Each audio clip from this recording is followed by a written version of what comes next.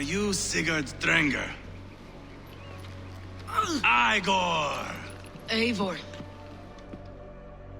There's a modern trope that video game critics have started to use where they call a game a good standalone product, but a bad addition to the series. Take for example the Breath of the Wild, which happens to be an incredible expansion of the genre, while also failing to provide the same gameplay loop that dominated the past several entries of Zelda games. So as games as a whole attempt to evolve in the modern environment and create a type of player experience that just wasn't possible when these series first came out, it's becoming more and more common for longtime fans to feel abandoned by the new series direction, and Valhalla is no different.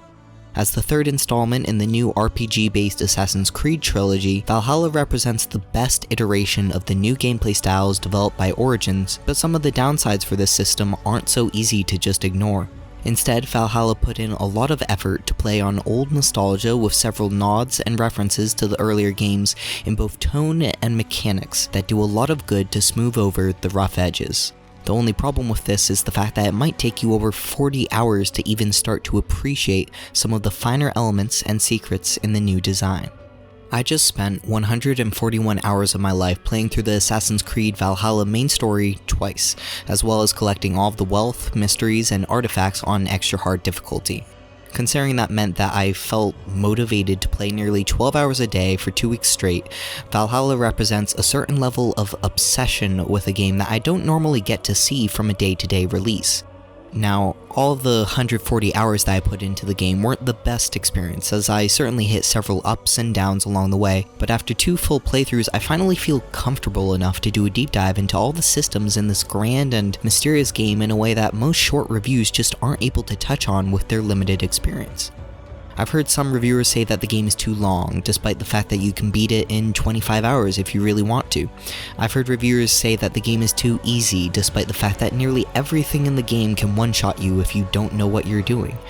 I've heard reviewers say that the side quests don't actually exist in the game, despite the fact that the main quest is the vast minority of the entire experience. And most of all, I hope that by watching this you can experience some things about Valhalla that you might not have known up until this point, considering how much of the game is hidden behind trial and error. So if you don't want any spoilers for the game, you might as well stop while you're ahead and go play it right now, because my name is JBJet, and this is going to be an in-depth summary of all the mechanics and systems that work together to make Valhalla my favorite Assassin's Creed experience to date, an AC Valhalla critique.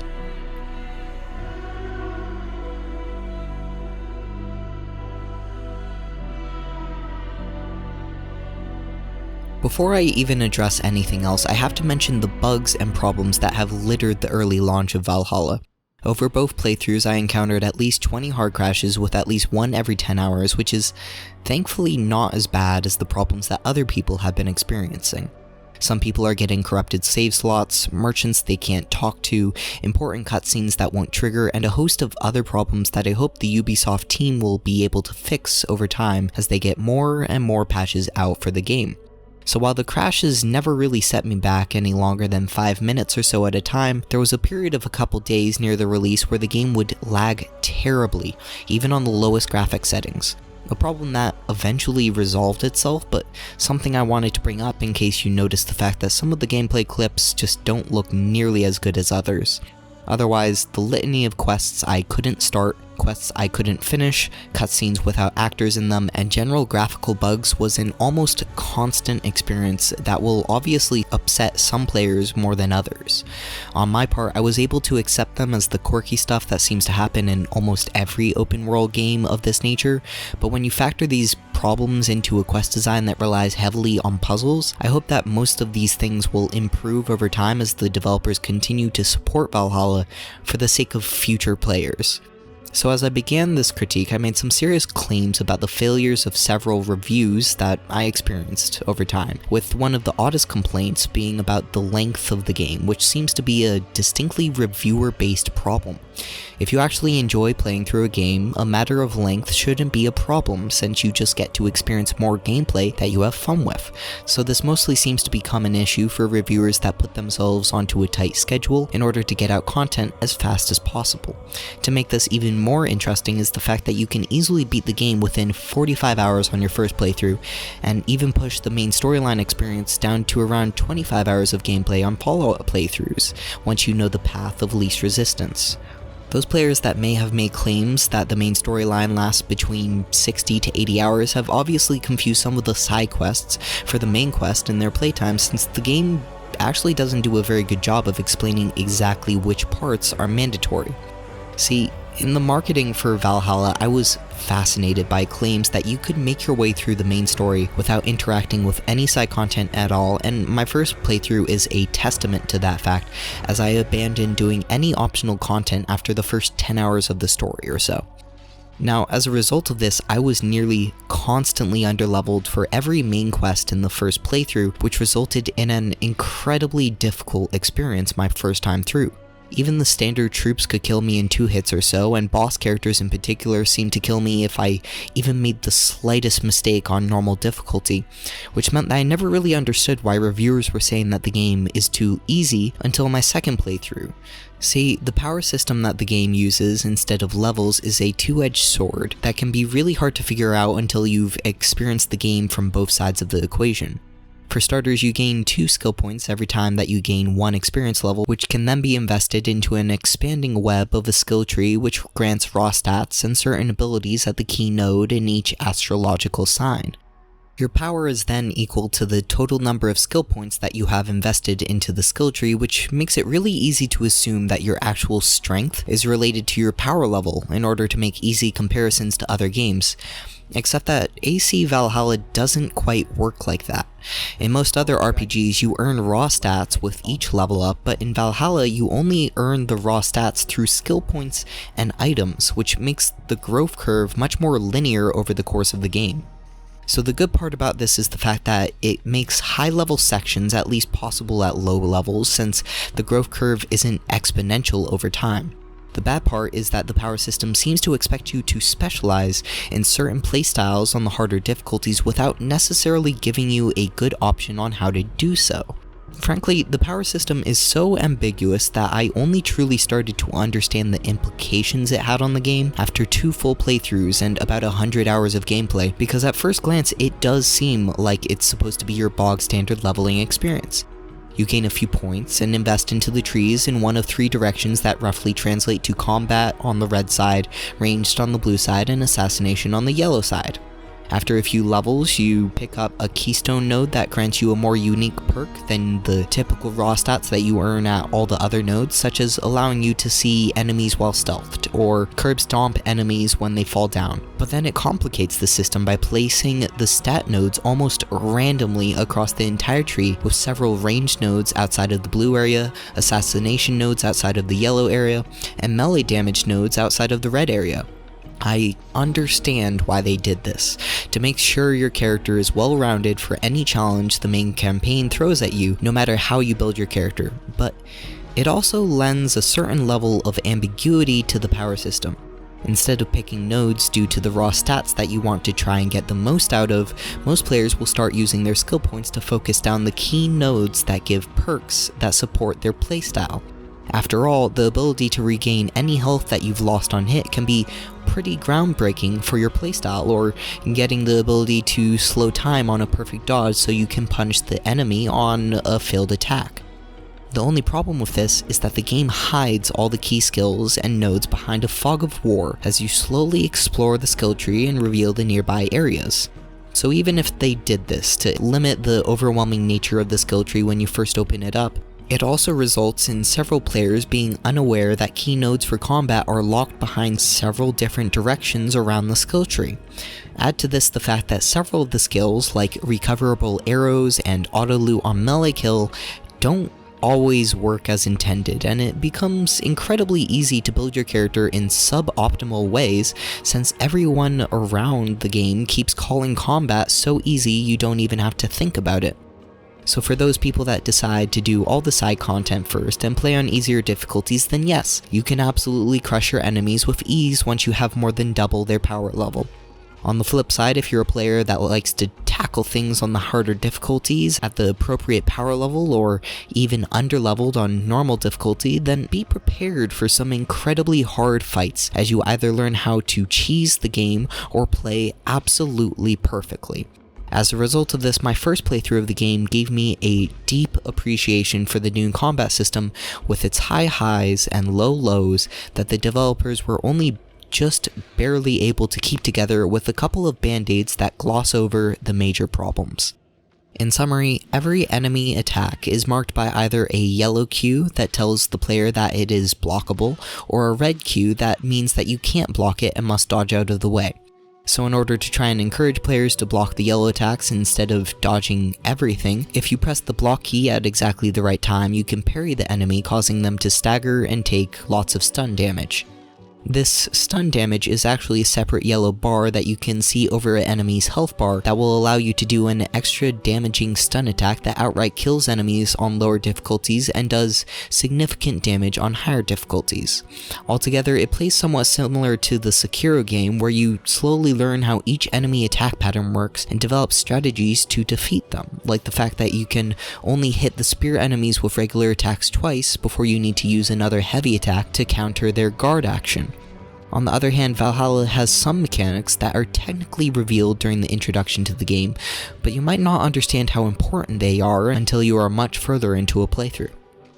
See, the combat system tries to implement a type of flow to things, with a stamina bar that drains every time you perform a heavy attack, block, or dodge action.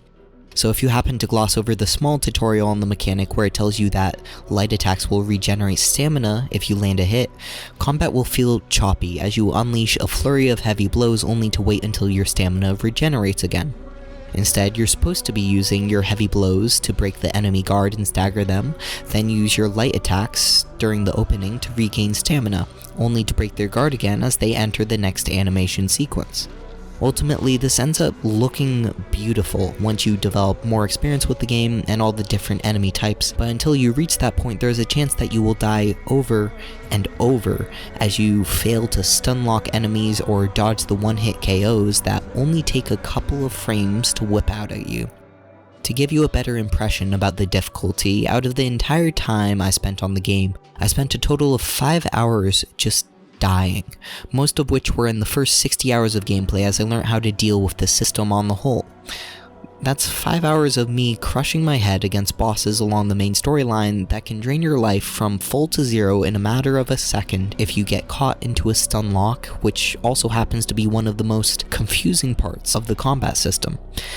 This character stun is most evident when you try to do a light attack against an enemy with a shield and then stumble back a few steps, for maybe 2 seconds in total. During that time, you can't move, attack, or block, and must perform a dodge roll in order to break the stun before an enemy hits you, which is pretty nicely telegraphed against the shielded enemies, since they take so long to wind up an attack after you get stunned. The part where it gets dicey is the fact that enemies with daggers, longswords, spears, axes, and basically anything other than a shield can also stun you in the same way, except that their attack will come out so quickly that the stunned animation never gets to play more than half a second. The lack of any really noticeable animation behind the stun lock made it really frustrating for the entire first playthrough, since it just feels like the game isn't recognizing your inputs for some reason.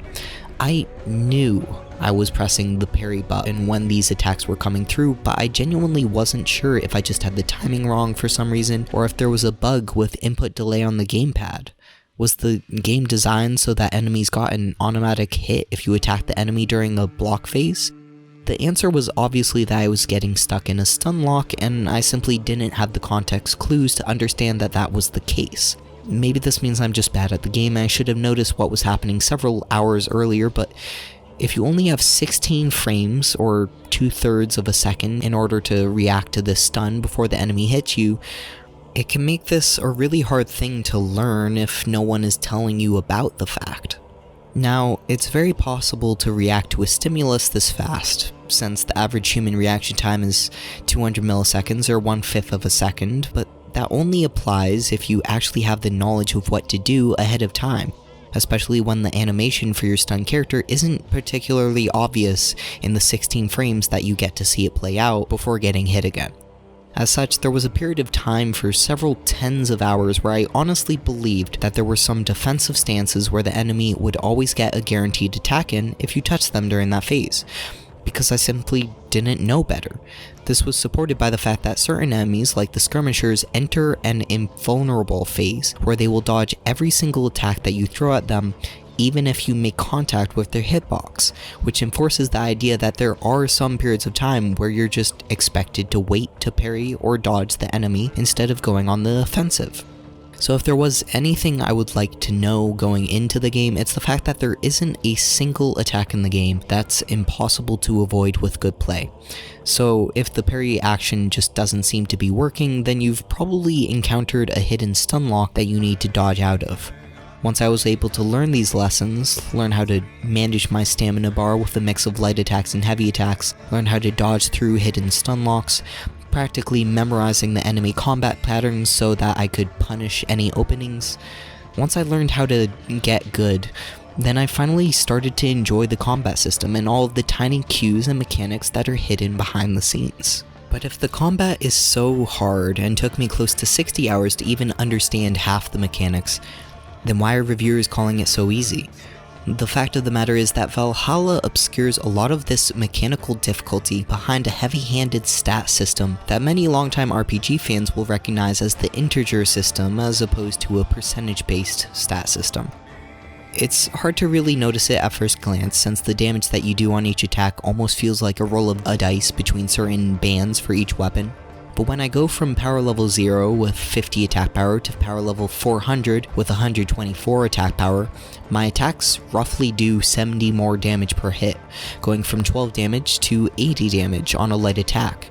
Based on the numbers that I got while testing, it's not a simple one-for-one integer system like in some other games, but it's close enough to notice the ramifications on the gameplay as we take into account the downsides from this system. When you are underleveled or undergeared, you will certainly feel it, as the linear progression system allows you to beat higher level enemies, but will require your patience and perfection as a result of the many things that will nearly one-shot you, despite doing little more than chip damage when fully geared. And I'm using the term geared here because the vast majority of your armor actually comes from items instead of your level. For the raw stats, while using my endgame character with the lowest tier armor I have in the game and no skills, my armor was 100. After allocating 400 points of skills, it goes to 165. Then with my fully upgraded endgame armor, it goes up to 253. So your armor will actually count for more than 57% of the damage mitigation by the end of the game. Then there's the fact that during my testing I found out that enemy power level doesn't affect their armor, but instead increases their health and damage, so we're finally left with a mess of a system that nobody on the internet wants to put in the testing to really figure out the equation this game is using. So instead of confronting the problems this creates, the developers ended up putting on the band-aids that every game that uses the system ends up having to do. If you are hit for enough damage to take you from 100% health to 0, the game will leave you with 1 hit point left instead of outright killing you, so you can't technically get 1 hit and feel like things are totally unfair. It actually seems to do this knockout prevention thing whenever you're over the 80% health range in my experience, because that's around the amount of health that the instant heal in this game can give you on each use. These health potions that Valhalla refers to as rations are essentially additional health bars that you can keep in reserve by picking up herbs when you're already at full health, or looting rations off of tough enemies. So when the game would otherwise one-hit kill you, it instead gives you a split-second opportunity to use one of these rations that will instantly heal the main character back up to 80% health, where you seem to get the knockout protection once again. But that's not good enough on its own. You can then upgrade the ration system to hold up to 6 health potions at once, or 6 get-out-of-jail-free cards after spending several thousand resources and rare materials from the endgame areas. That's a pretty good band-aid for the integer system, and almost exactly the same thing that Nintendo did in order to make Breath of the Wild work, but then Valhalla takes it further with some supplemental skills that you might not realize are important until you already have them. First, there's a skill in the blue tree that will slow down time when you come close to death, which sounds kind of useless if you don't know about the one-hit KO prevention thing. It's because we have this one-hit mechanic that the automatic slow time starts to become really useful, as it gives you the chance to get your bearings, dodge out of the way of the enemy combo, use an instant heal, and try to get in a cheeky hit with the leftover slow-mo. Next, the game introduces a way to mitigate your reliance on rations as you discover the Life Leech skill deep within the blue tree, which works like the Bloodborne system. Whenever you get hit, around 95% of the damage you took will register on the health bar as red damage, which you can then hit the enemy to instantly recover that health back. If you get hit again, the red damage will now become the new red damage from the second attack, and you will lose the chance to regain all that health back. So this health leech system actually gives players a choice whenever they get hit, whether you want to try and go on the offensive to earn back your health with aggression while taking the risk of death, or backing off to use a ration which will eat away at your resources. Finally, the skill that you wouldn't automatically think of as useful is the auto loot skill, since many of the elite enemies in the game carry full rations that you'll end up picking up with the skill whenever you kill them during the large scale battles.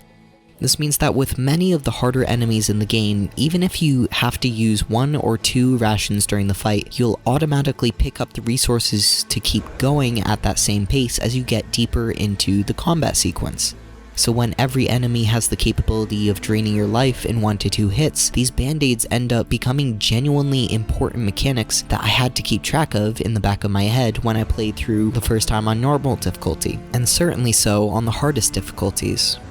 But the extreme difficulty I found on normal was in the minority for the very simple reason that I just didn't understand the upgrade system for the game on my first playthrough. The problem was that I treated Valhalla as a loot-based game like the prior 2 RPG Assassins Creed games. When you're expecting for better loot to drop over the course of the game, you don't waste your resources upgrading the grey items that your character starts with at the beginning of the story. And over time, it started to look like gear was going to drop at some point later in the campaign.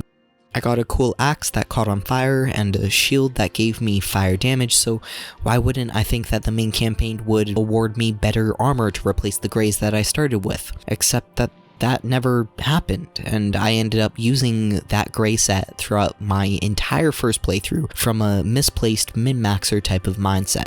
After all, I wasn't doing any of the side content since the developer said that you didn't need to in order to beat the game, so I wasn't really swimming in resources on the normal difficulty playthrough. Plus, when you upgrade your gear, it only increases the attack or defense by 1 or 2 points, while costing hundreds of resources and rare materials that you might only find on the optional objectives, so I thought I'd save it all for the late game armor that would probably show up later, right? I was playing the game wrong. Plain and simple. Valhalla is designed around 2 main ideas with its loot. First, that you can upgrade and use any set in the game from the very starter gear to the endgame Thor set locked behind the hardest challenges as long as you upgrade it. Second, that you should be excited when you find each piece of the incredibly rare 9 armor sets in total that are all locked behind optional content. And the game does an incredibly poor job of teaching you these lessons until you've already beaten the campaign the first time and realize just what is mandatory and what is not. In fact, I'd say that the game as a whole does a poor job of teaching you about the minute details that can make your life easier. It took me 40 hours to learn that light attacks restore stamina, 50 hours to understand that enemies without shields can stunlock you and that's why parry doesn't always work, 60 hours to learn how to call a horse without opening up the quick wheel, 70 hours to learn that you can teach your horse how to swim, 90 hours before I learned that the explosive arrow can be used to detonate weak walls instead of the bombs that you have to carry around. 100 tiny little tips and tricks that seem worthless until you actually play the game and realize how much they can add up into big time savers over the course of a 100-hour playthrough. But most of all, it feels like Assassin's Creed is trying to hide its secrets half the time, like it doesn't even want you to know all the cool things you can do with the systems. Take for example a random reviewer that I remember talking about the fact that he missed the Spartan kick from the last game where you could kick high-level mobs off the side of a cliff and kill them with fall damage. Well, that's also in Valhalla, but it's hidden in such a high-level area behind several of the most complicated wealth puzzles in the entire game that I'm absolutely not surprised that someone that might have only put in 40 hours wouldn't discover that tiny little sliver of the game. After all, I never knew it was there until I was at least 80 hours into the game and on my second playthrough. They obscured the skill trees so that you can't see what you're working on until you reveal the majority of this tree around 30 hours into the game, just like how you can't see all the cool abilities hidden around the world until you've randomly come across them. That's exactly why every single review or gameplay event I've seen for the game makes use of the axe throwing ability, because it just so happens to be easily accessible during one of the first missions in the storyline. Then they put the upgrade for the throwing axe skill along the main story route in one of the first areas of England, and suddenly it's no wonder everyone uses the most likely ability to get upgraded first. That looks cool, does good damage, and can be used from range. I never ended up needing anything else since the cloaking ability never felt like it even worked, the play dead ability doesn't take you out of combat, the wolf companion ability lasts maybe 15 seconds, and the explosive arrow description makes it sound worthless compared to the sheer utility that the hidden gem can provide. Instead, I ended up using the bow skill that auto-targets every enemy in sight at the same time without using any of your arrows, and the throwing axe skill since I needed a consistent way to recover stamina when I ended up going out of mana. They're boring, damage-based abilities that do almost nothing to change the way you play the game, but that also meant that they were the most consistently useful abilities that I could rely on 99% of the time compared to everything else, since combat is the only inevitable part of this game. I've spent enough time perfecting the combat system in Valhalla to truly understand it and enjoy it. But that took a lot of time, and a lot of unfair deaths where I just didn't understand what was going wrong. The thing is, you will eventually have to confront this beast of a system at some point or another, as the campaign pushes you into a total of 8 boss fights that are absolutely unavoidable, and several large-scale invasions, raids, and castle assaults where stealth is just not an option. Then they have the audacity to give you a stealth section of the skill tree in case you want to pretend to be an assassin Viking at one point or another.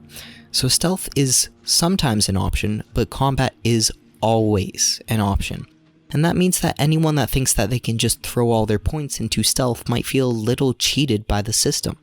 It is true that there are a couple of key boss fights that you can assassinate throughout the story, most notably the character Rued that they showed off in a lot of the preview events for Valhalla, but then the game goes on to renege on this attempt to encourage stealth gameplay by making all of the endgame witch fights combat-based, half of the Order of Ancients assassinations combat-based, all of the Drengr boss fights combat-based, and the majority of the main campaign bosses also combat-based.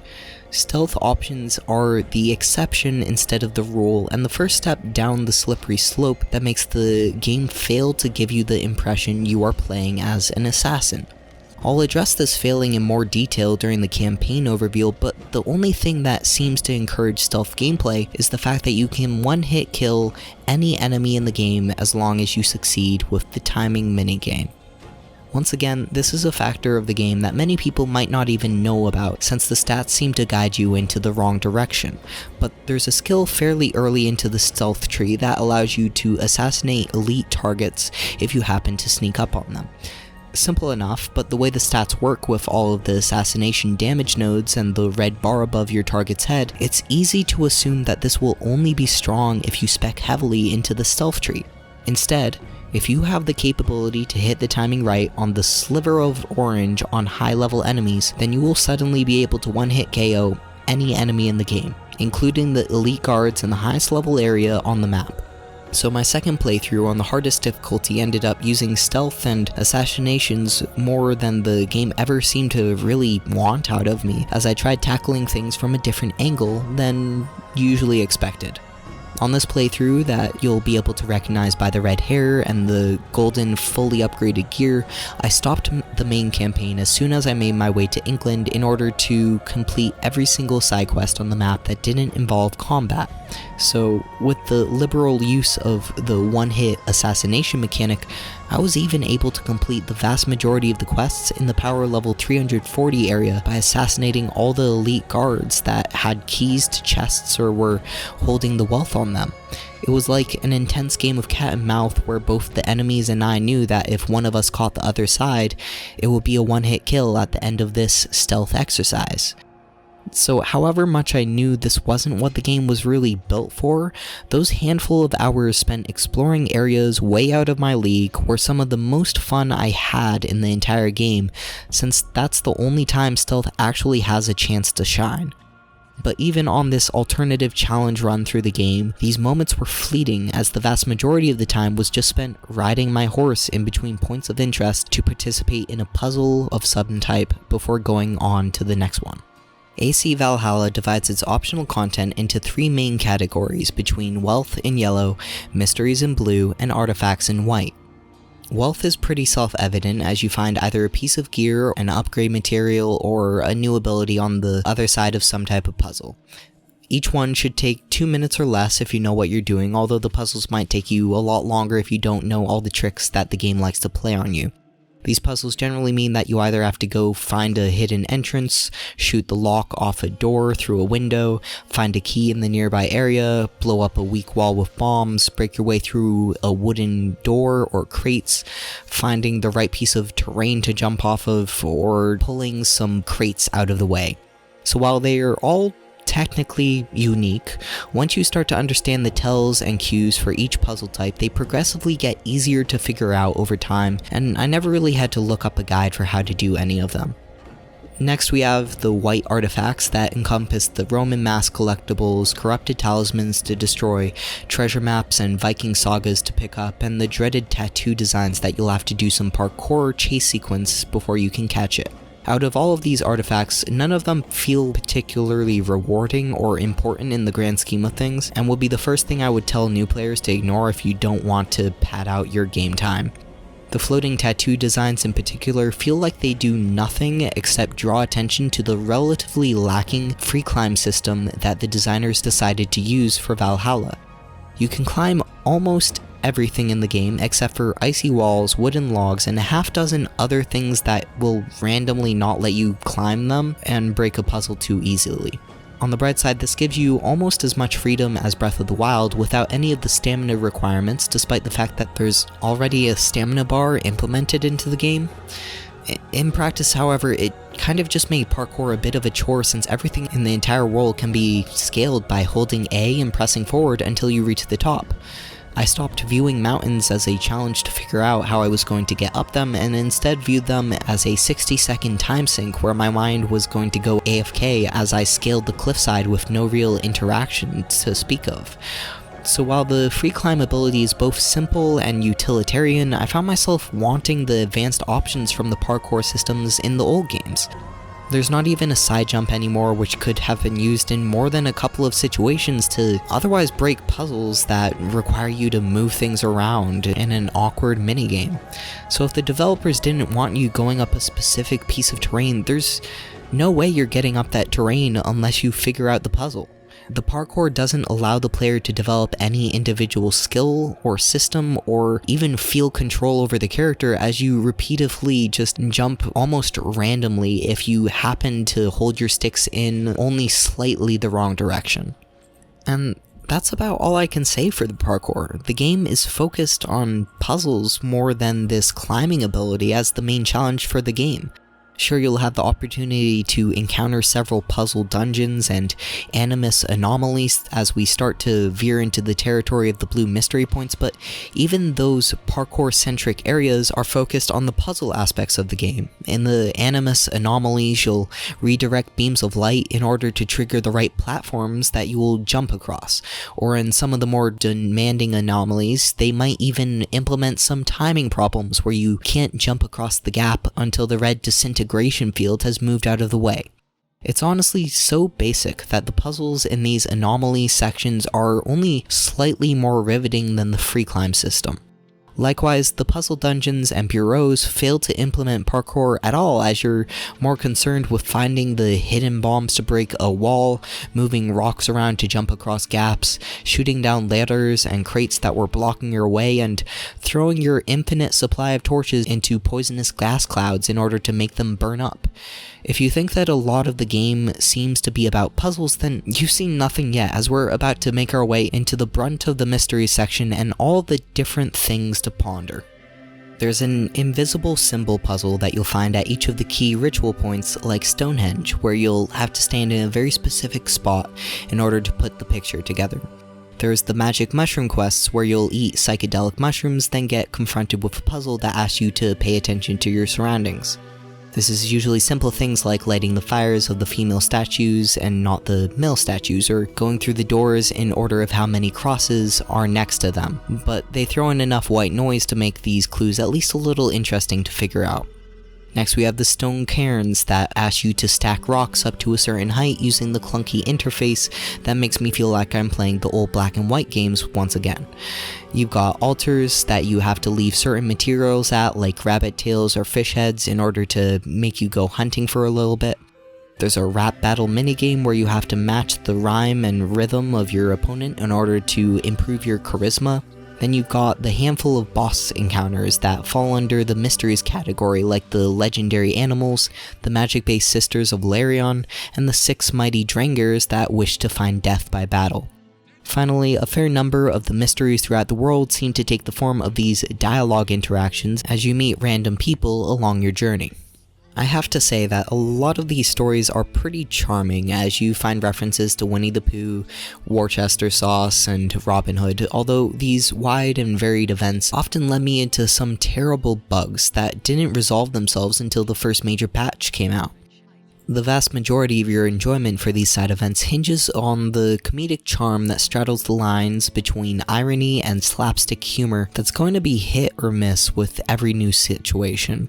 Even in the case that I didn't like a particular storyline or two, it was always over so quickly that you can move on to the next one after a minute or so, with the most elaborate ones taking maybe 5 minutes in total to track down the solution. So instead of going through a laundry list of all of these events, I think it's best to leave this one a little bit vague so that you can experience it for yourself. Worst case scenario, you just ignore the ones that you don't like and move on, because it always feels like there's something else you could be doing instead. It's all a bit to handle as you confront what amounts to a map full of 80% puzzles and 20% combat tests, which might not be what you were expecting from either an Assassin's Creed game or a Vikings game, depending on your perspective. So if you were to tackle all of these side events on your way between the main missions, this might be a short respite from the action and war that takes place in the larger set-piece designs, but obviously that wasn't the way that I got to experience them. Instead, I ended up getting dragged into a 3-day-long fever dream where I played nearly 16 hours a day, making my way around the map as I drowned myself in puzzles over the course of a long weekend. It was mind-numbing and never-ending, as my experience tells me that it will take a dedicated player close to 50 hours just to complete every single point of interest on the map.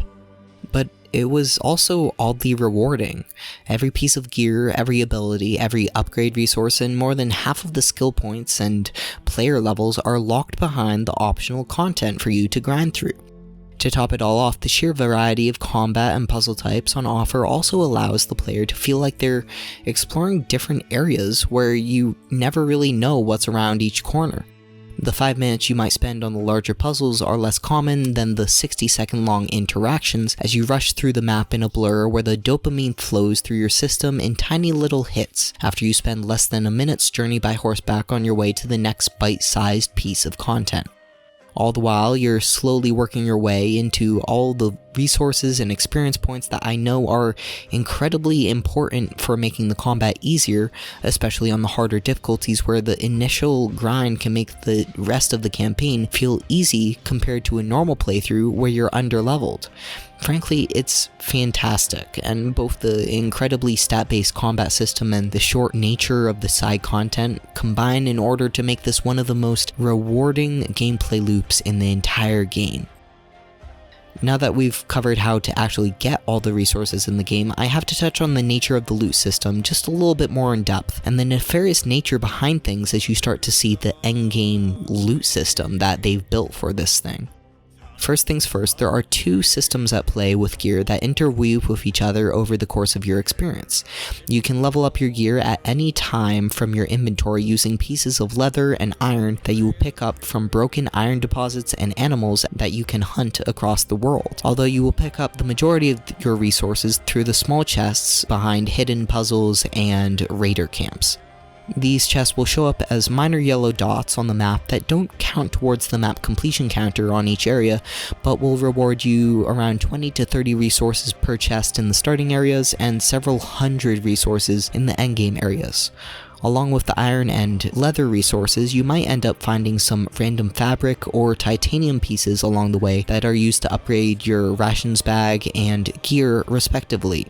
You won't need many of these rare materials compared to the iron and leather, but they do serve as a block-off mechanism from the higher level upgrades until you begin to explore the late game areas where they become more plentiful.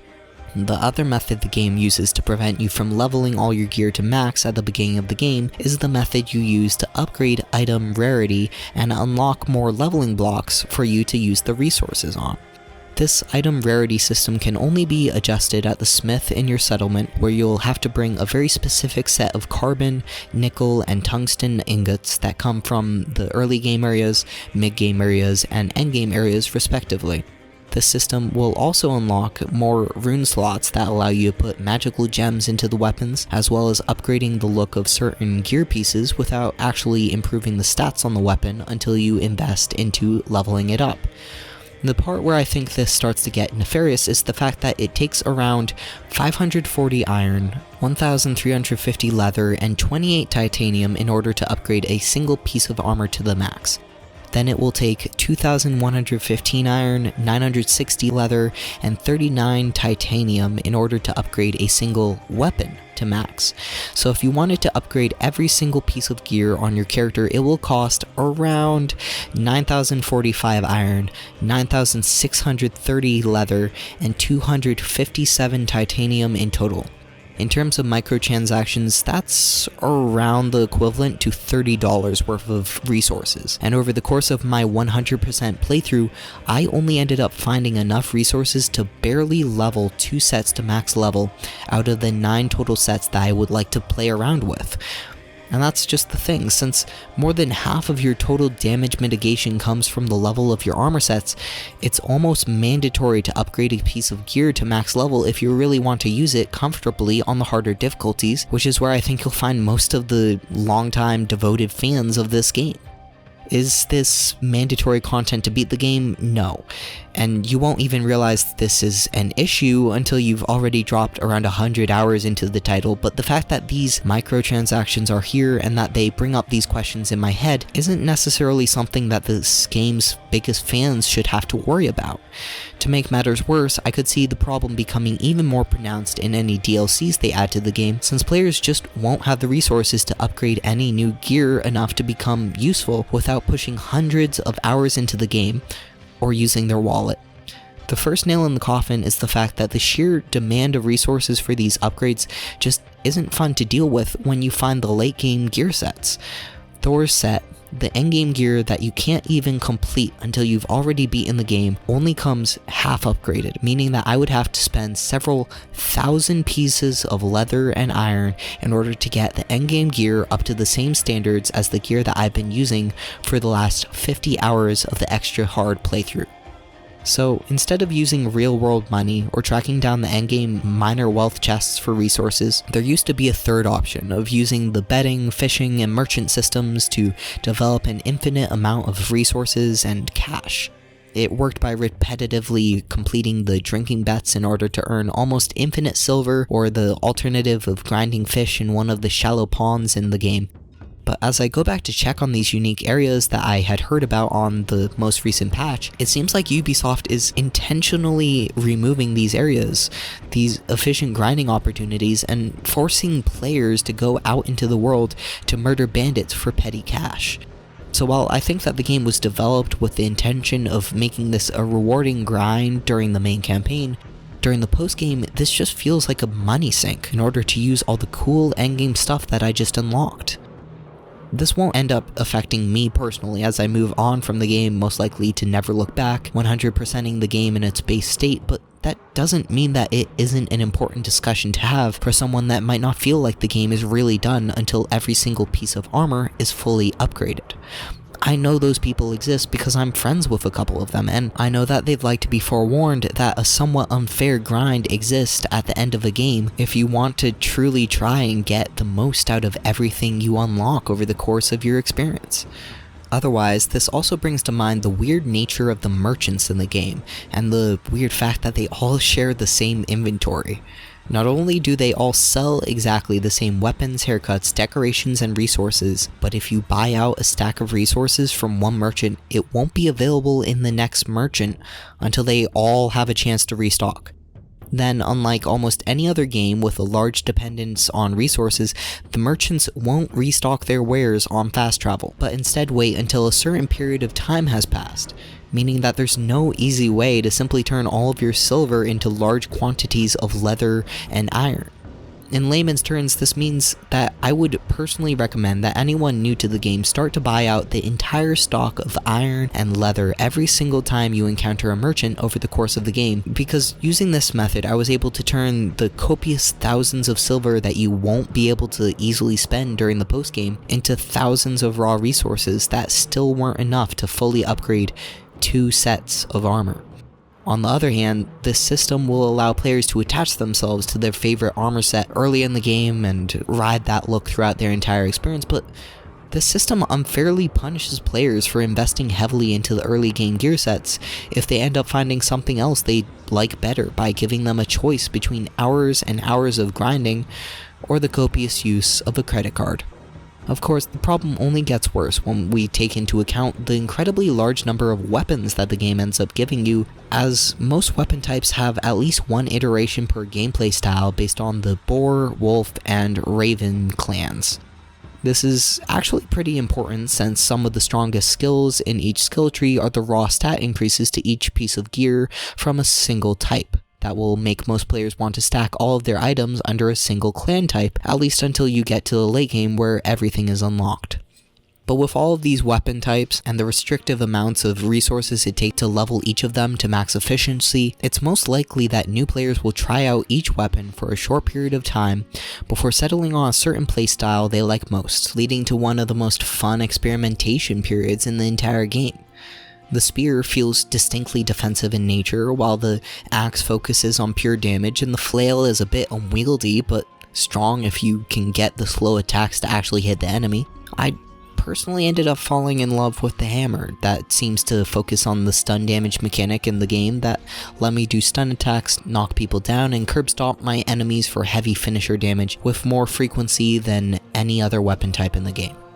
In fact, the AI can even be cheesed in this way as you repetitively use the heavy attacks on non-elite enemies to knock them down over and over for endless stomp damage. But even with this cheesy method of play in the handful of times that I really needed to take care of a higher level enemy or two, there was always a level of risk and reward to the system, since the enemy was just as likely to one-shot my character if I ever got the timing wrong on this seemingly infinite stun lock. These cheesy strategies do simplify the combat quite a bit if you feel the need to rely on them, like getting out to mid-range against one of the Templar zealots in order to counter-throw their spears back at them for big damage, but the existence of certain boring but safe tactics in a game doesn't necessarily make it an easy game, since that was never really the intended method of play in the first place.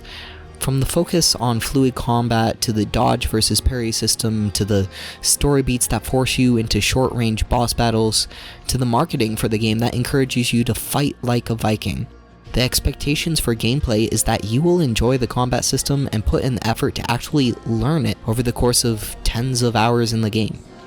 Thankfully, there are more than enough ways to differentiate your playstyle from other players by putting any weapon in the game in your offhand. If you want to play with 2 great swords as you whirlwind through your enemies, that's an option. Or if you want to dual wield some light axes to become a true Viking berserker, the choice is yours. The only downside to this system is the fact that you need to preserve the parry functionality, since several of the enemy types require good parry timing in order to interrupt their invulnerable states. As such, if you dual wield anything other than a shield, the only way to activate the offhand weapon is to hold down the parry button, and most likely send your character into a long-winded flurry combo for as long as you hold down the button.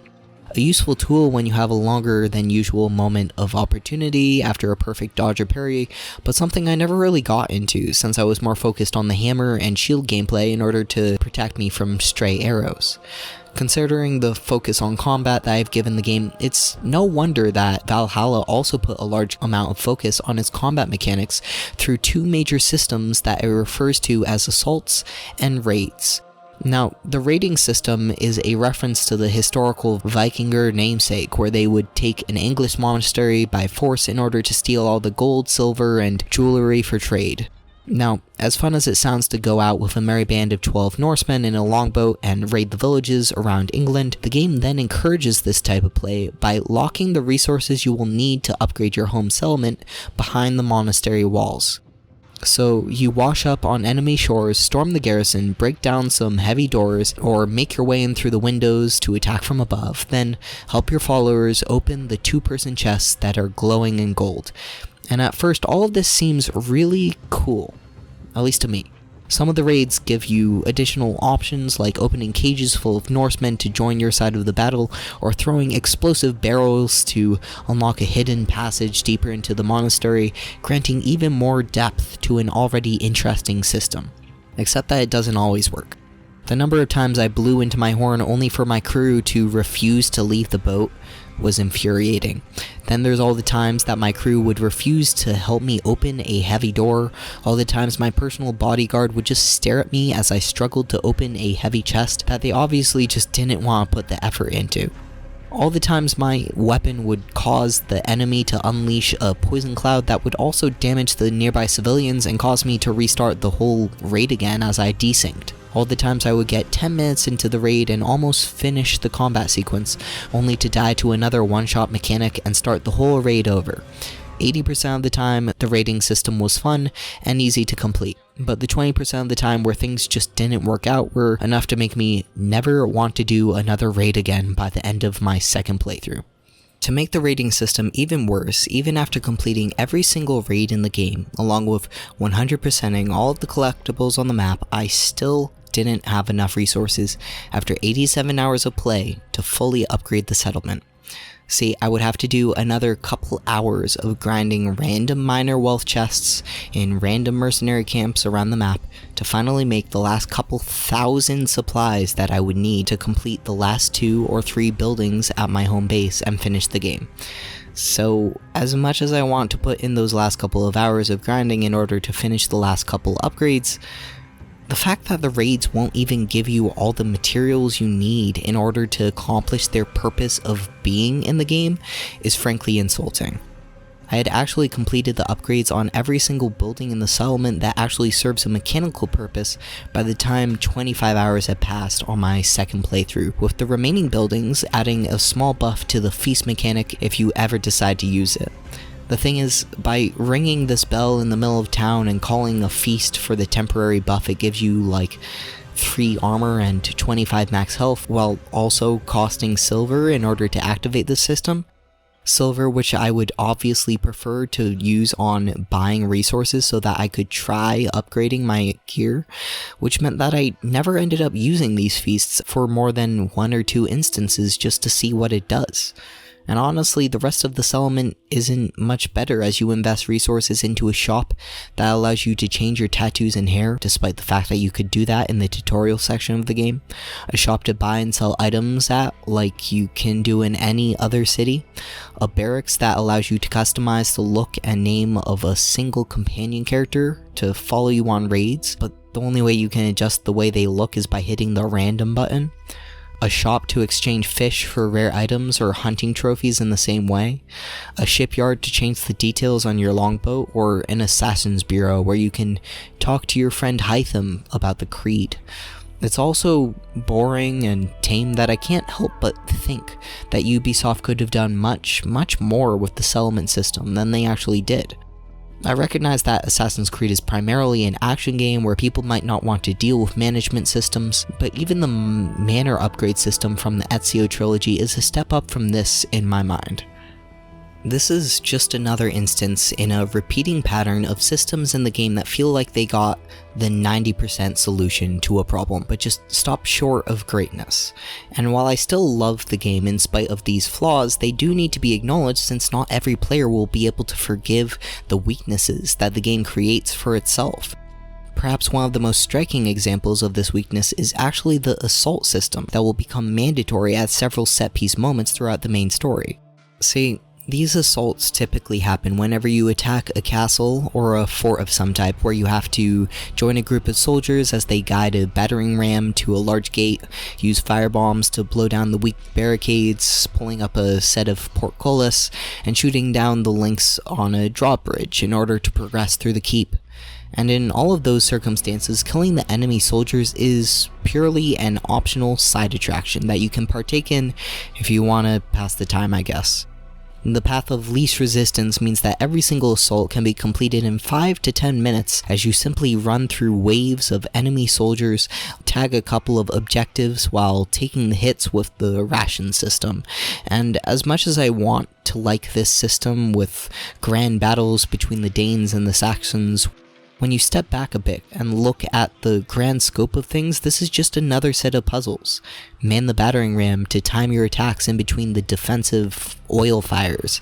Find the hidden fire barrels while dodging enemy attacks. Kill just enough enemies to man the portcullis gear for 2 seconds before moving on. And however much I have to recognize that there are 1 or 2 instances where you do actually need to kill the enemy in an area, the rest of the time this just isn't the case. But as much as I wish it wasn't so, this isn't the last major mechanic that I have a problem with. No, the social stealth in this game is much, much worse due to the fact that it's just about pointless in the grand scheme of things. Yes, it's cool that they brought it back to the game, and the actual mechanics behind it work pretty okay if you're a patient type of player, but for the sake of pure efficiency, social stealth is both a waste of your time and a hindrance. As you might be able to tell from the fact that I've played through Valhalla twice already, less than a couple weeks after the game's release, I like to go hard on video games. When a game grabs my attention, I like to put all of my free time into it like I've got nothing better to do with my time, because that's actually true the majority of the time, but I also make my way through things pretty quickly compared to other players. It's not like this is something I try to do to myself, as I consistently undercut the average times on howlongtobeat.com, but it's simply the way I enjoy making my way through stories as I try to make the most out of my time and challenge myself with the difficulty behind games. So while it may give me a different perspective than other reviewers, as I can confidently claim that the main story is completable within 25 hours from start to finish, this also means that certain elements like the social stealth mechanics feel just about worthless considering my own playstyle. Due to the focus on objectives throughout the assault system in the game, I quickly discovered that the quickest and easiest way to complete most quests was to simply run past all the enemies in the area in order to hit the key tasks for whatever puzzle is in front of you. And when you're on a playthrough where you're both underleveled and undergeared, it quickly becomes apparent that avoiding combat is simply the best course of action. So yes, I did a lot of sprint crouching through bushes in order to sneak up on a key enemy or two that held a key to my objective, but blending into a crowd of monks to slowly walk past a couple of guards in the area just wasn't the type of thing that I'm interested in.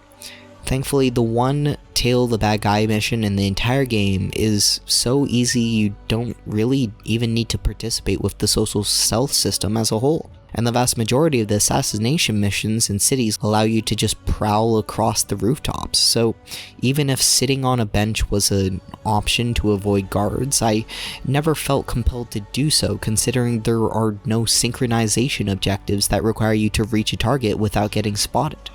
I honestly doubt I'm even playing footage of any decent social stealth gameplay right now because I can't think of a single instant I used it other than a mandatory escort mission in Jorvik where the game even tells you to participate in the system, and I always ended up beating that section by killing the guards anyways. Instead, the cloak that Ivor uses is practically a ghillie suit in of itself, as it allowed me to practically walk straight up to guards and assassinate them to their face with the amount of skill points I invested into the Raven skill tree. and by the time I had reached the max power level in the game, it felt like the enemy guards could barely see me even if I sprinted by them through the city streets. It's a fun system that pulls on the strings of old nostalgia more than anything else, but I can appreciate that the system wasn't designed for somebody like myself, and that's okay. The game is better as a result of having yet another option to bring to every situation, but it's not something I can really speak of in any more detail than this. What I do need to go into a little bit more detail on is the nature of the main campaign and the fact that most people aren't really quite sure what you need to do in order to see the narrative conclusion to the tale. So now that I'm writing this more than 2 weeks after the initial release of the game, it's just as hard to pin down an answer through Google, mostly owing to the freeform nature of the main campaign structure. See, what you actually need to do in order to unlock the final section of Valhalla is complete the story arc in every single region of the England map except for Hamptonshire. If you include the 2 regions in Norway, this accounts for 17 total story arcs, which each take between 1 to 2 hours depending on how quickly you try to focus on the objectives. The real confusion comes into play because only 6 out of the 17 mandatory regions in the campaign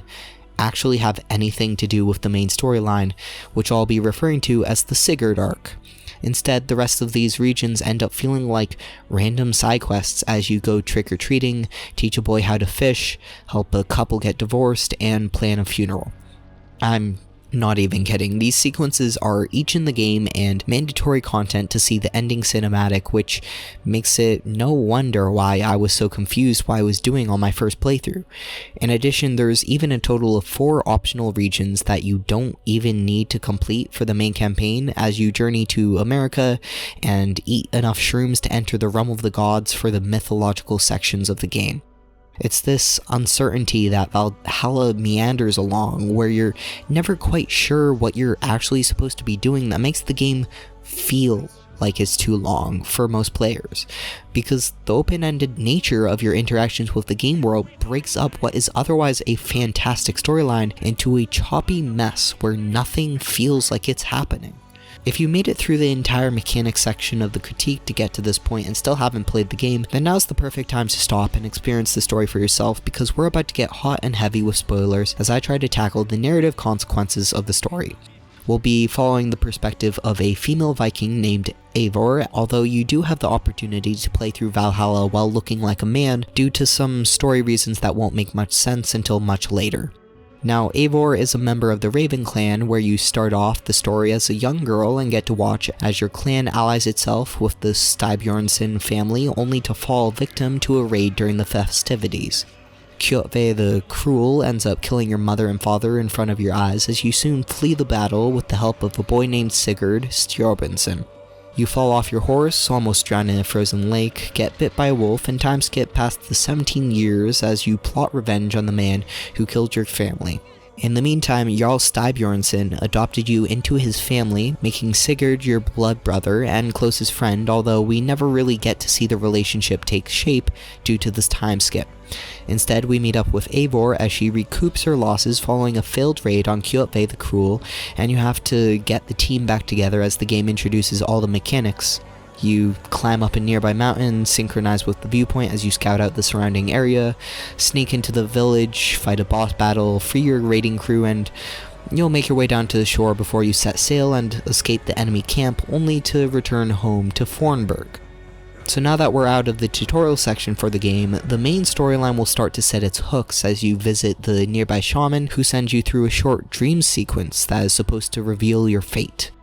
Since you were named the Wolf-Kissed following the scarring a wolf left on you as a child, you now follow a wolf through the drug-induced fever dream where you see Odin, the Seers of Fate, and the destiny that awaits both yourself and Sigurd. As you pull yourself back together in the real world, the shaman that sent you into the dream tries to guess at its true meaning, at which point she determines that you are fated to betray Sigurd at some point in time. This will become a running theme for the storyline as Eivor attempts almost everything within her power to surmount her destiny and follow the will of the man named Sigurd, who you've otherwise pledged your life to in service for some unspoken reason. Regardless, this dream sequence gives Sigurd just enough time to return from a several-year-long adventure across the world to share his spoils with the tribe and introduce the Hidden One representatives for the game, with both Basim and his apprentice Hytham.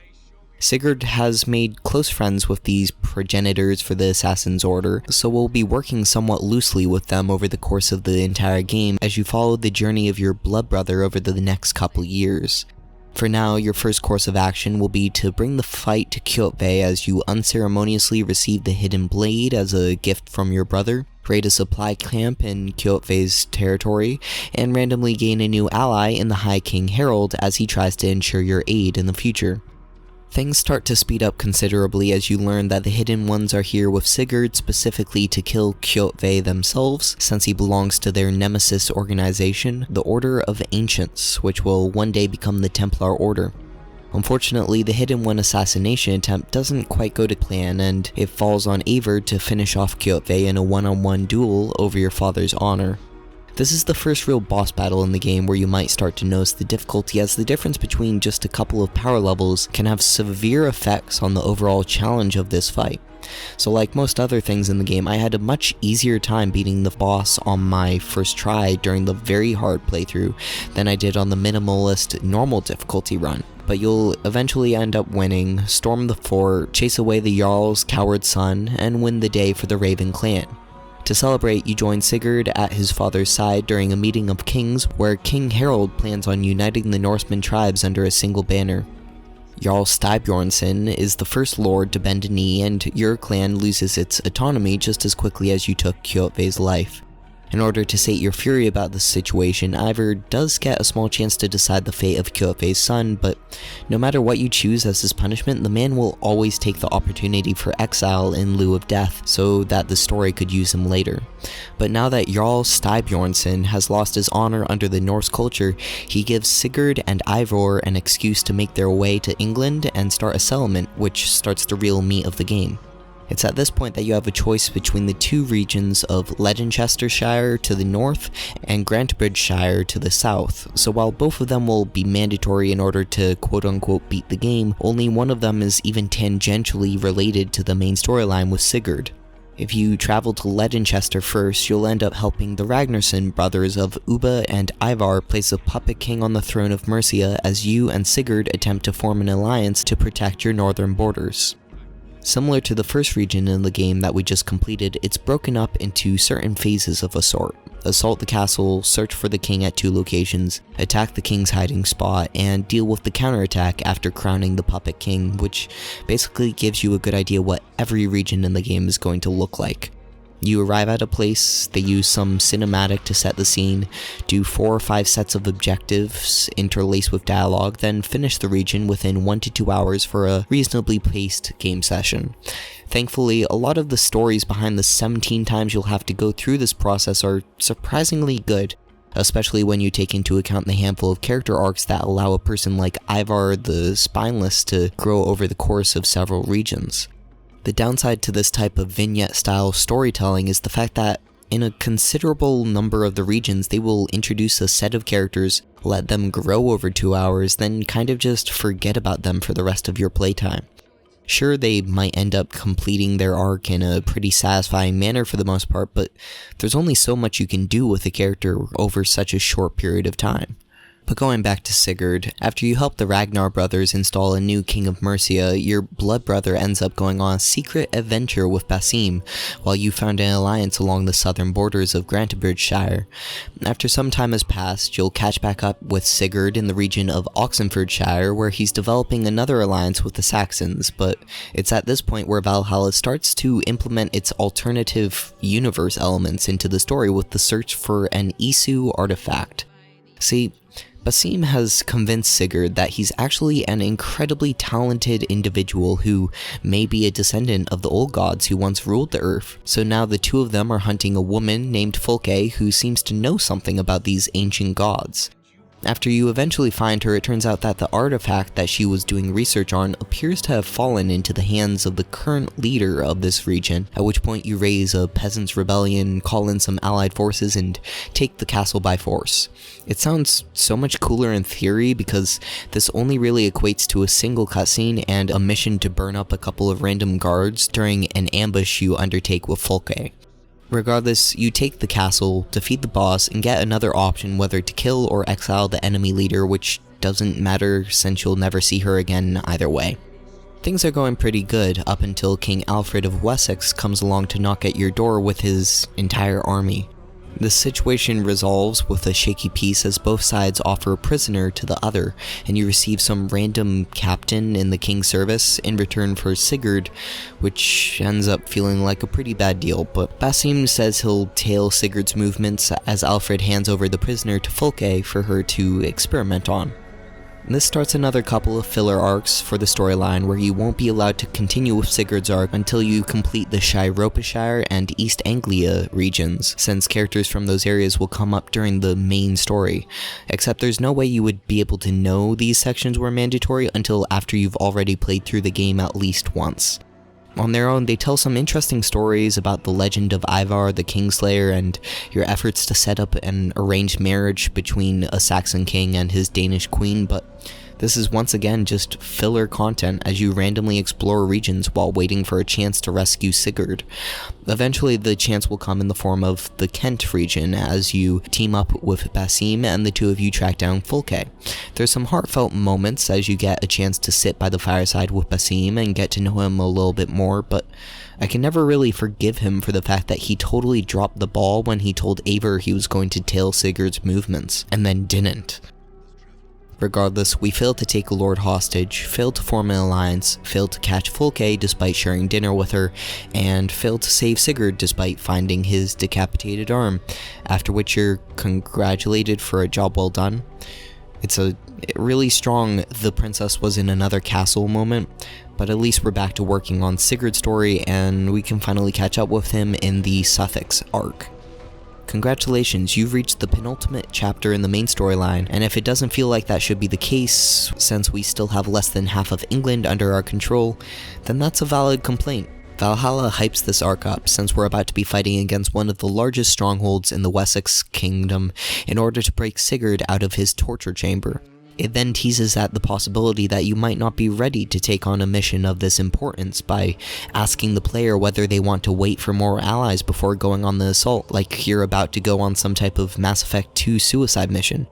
In reality, as soon as you unlock the region in the first place, you've already met all the requirements to save Sigurd, so at this point gaining more allies only unlocks a handful of optional dialogue sequences if you want to talk to people in the main camp. No, the entire region is about preparing for the assault, weakening the enemy forces in the area, and suffering the death of an ally you might not even remember from the East Anglia arc. An old man I don't even know tells Eivor he's disappointed in your military strategy, and you start the assault on Porchester. You almost lose sight of Folke a second time, but you finally catch up with her, find Sigurd, and take part in a surprisingly fun boss battle as Folke darts in and out of the shadows to attack you by surprise. The fight is only somewhat undermined by some consistent Odin sight pulses that allow you to track her pretty well even in the dark, and this feels like a well and truly earned climax for the story as you bring together all of your friends to assault the fortress and enter a big fight against the villain you've been chasing for the last couple regions. And it would be a fine climax indeed if it weren't for the fact that you might have up to 8 more regions to complete before you can trigger the final Sigurd arc and quote-unquote beat the game. This is the real reason why I think people claim that the game feels like a slog, because more than half the content that's required by the main campaign has almost nothing to do with the key narrative pull with Sigurd. You help choose the new Lord of Lincolnshire, you fight off an army of the Picts, you meet up with a childhood friend that the player has never met before, and you get to experience the Guy Fawkes Festival, but none of these regions have much to do with Eivor as a person. Sure, you might be able to argue that Eivor is developing more alliances in order to ensure the safety of the settlement, but there comes a point where This just doesn't make sense anymore. By now we already have the loyalty of a bishop, 2 kings, an alderman, and the southern Danes at a bare minimum, so if we go on to ally ourselves with the majority of the northern regions as well, then what happens when several of our allies start to go to war with each other? However much fun it might be to get drunk at a Halloween party, none of these leftover regions feel necessary for the narrative. The settlement isn't under threat, we don't have to fight off an army from Wessex, we're not really conquering these new lands for our people, and there's just no point to our actions, and frankly, the Order of Ancients questline isn't much better. While Sigurd sits in his room moping after the rescue attempt, Eivor ends up helping Hytham as he sends you off to assassinate some key targets in the large cities around the country. Thematically, these city segments are incredibly fun to play since they pull on your nostalgia, recreating several of the set-piece assassinations from the first game in the series, but I'm not sure if this would end up playing quite as well for new fans of the series. See, I'd like to think that most people will enjoy the city sequences as you track down and murder 3 corrupt officials over the course of an hour of gameplay in each city, so the fast-paced nature of the assassinations keeps everything feeling new over such a short period of time. But this really brings to question why Eivor would want to put this much effort into dismantling the Order of Ancients. Kjotve was a member of this organization, sure, but we already killed him fairly early in the story, so it's kind of hard to believe that Eivor would want to murder his entire fraternity after the fact. Even Eivor seems to resolve her lust for vengeance after the first major kill you make, so it's not like your clan ended up making the journey to England specifically to hunt this secret order. No. It feels like more of a coincidence of circumstance as you just so happen to stumble into these mass conspiracies while trying to find allies across the country. So however much I loved these city sections on the whole, they start to bring up a very dangerous question about what Eivor stands for as a person, something that will start to get even more messy as we finally make our way into the post-game. Let's say that you, the player, happen to realize that the only way to progress the plot at this point was to complete almost every single region in the map just for the sake of it.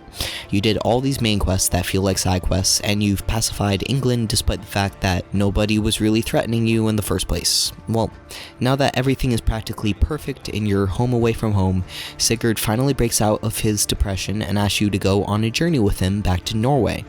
Folke changed him, opened his mind through torture and pain and loss. She opened a doorway into the memories of a long-lost god who lived before mankind ruled the world, and now Sigurd is ready to claim his birthright in Valhalla. So as you sail back to Norway one last time, just for Sigurd to tell his father that he thinks it was a cowardly act to bend a knee, the two of you walk away from the bar Jarl Styrbjornsson has made into his new home, proud of the fact that Sigurd could make his father cry one last time before making your way into the long-lost cave in the northern fjords.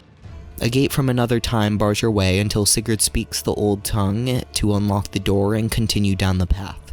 The elevator loading screen is noticeable, but worth it as you finally get a chance to visit the Tree of Life that looks distinctly futuristic and distinctly unalive. Welcome to the Assassin's Creed universe meta-story, an alternate universe that loosely parallels real life that the AC games have been developing since 2007. And if you don't happen to know every major plot event, secret video, and Easter egg lore connection between the past 11 games that came out before Valhalla, then prepare yourself for a narrative conclusion that won't make any sense as a standalone product. But I'm gonna try and catch you up real quick. There once lived a race of technologically advanced creatures that ruled the world and created mankind in their own image, but less intelligent and of hardier stock in order to serve as slaves for the race called the Isu.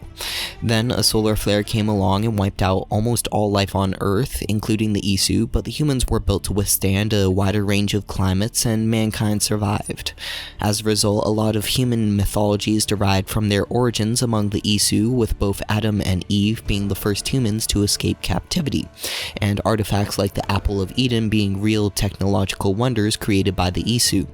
See, the Isu attempted to complete 6 great projects designed to protect the Earth from the calamity that wiped out their civilization, but none of these projects ended up working in time. Instead, the first 5 games in the series follow the life of an assassin named Desmond Miles as he tracked down one of these Isu projects and used it to prevent another solar flare in 2012. Then the series kind of just left the modern day plotline in a ditch until Origins brought it back up again with the character Layla and how she ends up joining the Assassin's Brotherhood. Odyssey ends up following Layla to find an Isu staff that gives the user eternal life, and now she's trying to stop the machine that Desmond used back in 2012 from slowly suffocating the planet in radiation. Now, I obviously missed a lot of the nuance and amazing reveals that you can experience by playing through all 11 games yourself, but this is all the information that Valhalla basically expects players to know at a bare minimum as it attempts to continue the modern day story. Going back to the actual game we're playing right now, Sigurd manages to get this machine working as it picks up the two of you and transports Eivor into the Matrix that has taken the form of Valhalla. You relive the same events, drinking and fighting day after day as Eivor slowly realizes the futility of a life on repeat and tries to break away from the simulation. Up until this point, Eivor has been visited by this strange cloaked man she calls Odin whenever she kills a key character or makes important decisions. Like a shadow of the past, he calls for glory and brutality in equal measure, a figurehead for the Viking way of life, but now that you're in the Matrix, he seems much more real than ever before. Odin resists your attempts to leave the Matrix and pulling you back only to kill you over and over again until you set down your axe and follow your friends into the light. Your relationships, your lovers, your family, your clan, that's what brings Eivor back to the current reality as she pulls herself out of the Matrix to face down a much more tangible foe. While you were struggling against a ghost of the past, Basim has taken Sigurd hostage, seemingly to take his life, although he then uses this as a chance to get Eivor's attention and pull you into a fight. It's hard to make sense of Basim right now, the once calm man who is now screaming into your face about the wolf's kiss that marks his prey, and it turns out that you were his true target all along and he just wasn't able to see it up until now, leading to an awkward boss fight where you don't even get to see his health bar. It's only in retrospect that I can understand why the health bar isn't there, forcing you to guide Basim into the center of the arena and trap him in the Matrix device, while Sigurd turns off the computer in order to try and trap him in there. It's a fascinating way to end a boss fight, and a surprise villain that most players won't be expecting, but the real narrative consequence comes from your conversation with Sigurd after this battle instead of the villain himself. Your brother will finally recognize everything you've done for the clan, entrusting you as the new Jarl for the Ravens, but then his choice whether to join you on the return to England depends on a series of actions you made over the course of the main campaign. Whether you took your plunder from the raid on Kjotve or not, whether you punched Sigurd back during the search for Folke, whether you honored your raiding captain named Dag when he challenged you to a fight to the death, whether you respected his marriage despite his wife's attempts to start a relationship, and whether you respected his decision to heavily punish a man for thievery. If you've noticed, I haven't mentioned any of those decisions up until this point because they all seem so minor and inconsequential in the moment that you really wouldn't expect them to have a major effect on the ending. Sure, you might be hypersensitive to any decisions you're making around Sigurd due to the whole destiny sequence we experienced at the beginning of the game, but half of these decisions feel like they don't even have anything to do with Sigurd in the first place. The difference between the two endings is also incredibly small, considering it only means the difference whether Sigurd decides to join you on the way home. So if you care about the opinion of a man that generally acted like a lunatic half of the storyline, then maybe this will hit home for the player. Otherwise, our Sigurd story is basically done. Layla pulls herself out of the animus that's been allowing her to relive the memories of Eivor, and you make your way into the modern day Tree of Life as you try and save the world yet again. Somehow the Matrix device is linked to the protection project that's been causing Earth to slowly kill itself, so Layla heads on in with the immortality staff in order to try and shut the machine down. This apparently means entering the Matrix because it's not good enough to interact with the main control console like Sigurd did, so Layla drops the staff as she also loses consciousness. You're greeted with a broken image of Valhalla, which quickly drops away to reveal a trio of sages spinning the threads of fate alongside Basim.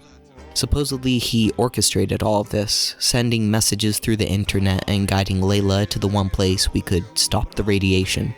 It's all too easy. The only thing she needs to do is free him from his prison, which she gladly does, only to land on the Staff of Immortality. The Earth is saved, but now Layla is stuck in the gray, talking with a figure of pure light who uses the same voice actor as Desmond Miles. Taking her death in good stride, the two of them turn the simulation ability of the Isu Matrix over to saving mankind from another solar flare, while Basim makes his way back into the world of the living.